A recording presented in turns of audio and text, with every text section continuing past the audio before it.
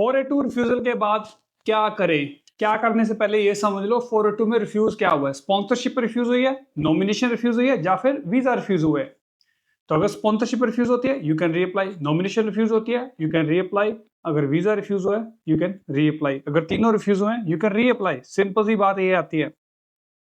अब जब वीजा की बात आती है, देखिए स्पॉन्सरशिप नॉमिनेशन तक रिफ्यूज हो गया, कोई सेक्शन 48 बार नहीं लगता, पर जब वीजा की बात आती है डिपेंड करता है कि आपका करंट वीजा कौन सा है। तो सेक्शन 48 बार लग भी सकता है, नहीं भी लग सकता। अब बार लगने का क्या मतलब होता है? अगर सेक्शन 40 बार है तो आपको 482 ऑन शोर नहीं डाल सकते, मींस कि आपको ऑफ शोर जाके वीजा डालना पड़ेगा। अगर वो नहीं लगा हुआ तो आप ऑन शोर ही डाल सकते हो, पर वो लगता है रिफ्यूजल के बाद, पर हर रिफ्यूजल पे नहीं लगता। जैसे मैंने बोला डिपेंड करता है कि करंट वीजा कौन सा होल्ड किया हुआ है। काफी सारे 482 की प्रोसेसिंग चल रही है, बहुत सारे वीजे अप्लाई किए हैं और उतनी ही रिफ्यूजल आ रही है, स्पेशली कुक और शेफ को लेके।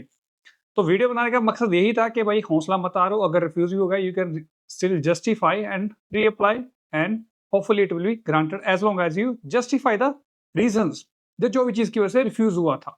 और जीटी तो इसमें होती नहीं, तो don't worry about the GT, genuine temporary एंट्रेंट।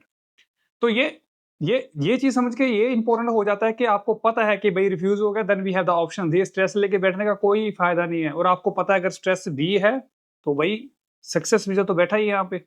हाँ, मेरी बात समझ रहे हो? मैं वीडियो इसलिए बना रहा हूँ कि आप इस चीज को सॉर्ट आउट कर सको। अगर फिर भी नहीं होता, फिर भी कोई स्ट्रेस है या समझ नहीं आ रहा, तो हम तो है ही यार। फोन उठाओ, कॉल करो, अपॉइंटमेंट बुक करो और विजिट द ऑफिस, क्योंकि सोल्यूशन तो हम दे ही देंगे। Thank you.